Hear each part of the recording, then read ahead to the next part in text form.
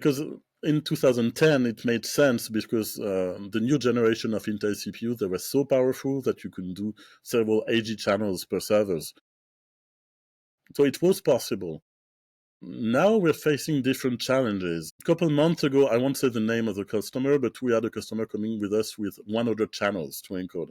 100. So it's a big group doing news, and they have different languages. That's why they have so many channels, and each of these channels had to be sent over OTT, so they had to do multiple renditions for each of the channels, and we calculated what would be needed with the CPU to do all of that, and we calculated it would be something like 10 servers. 10 servers with 64 core CPU, not your regular server. So each of the server would cost servers. yeah, I think $15,000 or so, probably. So, and I'm just talking about main servers, but you have also backup servers.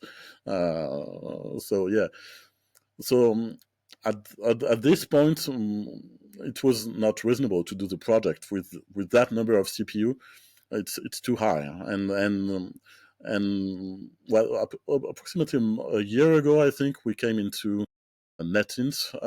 We were neighbors actually at NAB last year. We were. We were neighbors, so we talked, but I think we knew you from the previous IBC as well.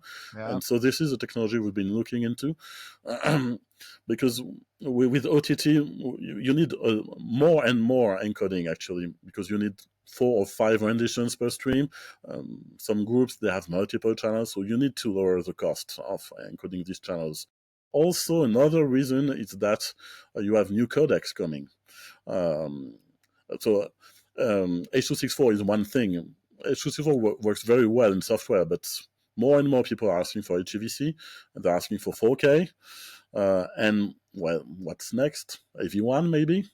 AV1 in software, encoding in software, AV1? Good luck. I wish it would be possible, but I don't think so at the moment. Not in real time, at least. So you have to look at the other choices that you have on the table. So we've had a look at GPUs, to be honest. The GPUs, they have a limited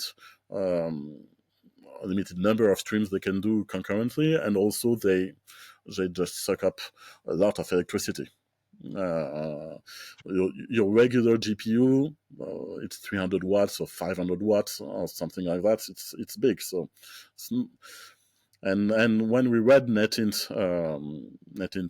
fact sheet, basically, we saw that theoretically we could do the project I was talking about that required 10 servers. We can do it with one server. You just need to put as many NETINT module that is possible.